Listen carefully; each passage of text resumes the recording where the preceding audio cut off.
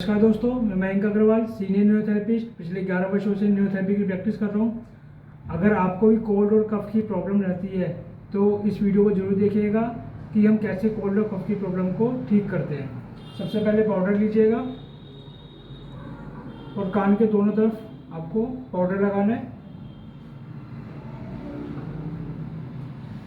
उसके बाद आपको थंब से पहले लेफ्ट साइड फिर राइट साइड 10 बार काउंट करना। पहले 1 2 3 4 5 6 7 8 9 10।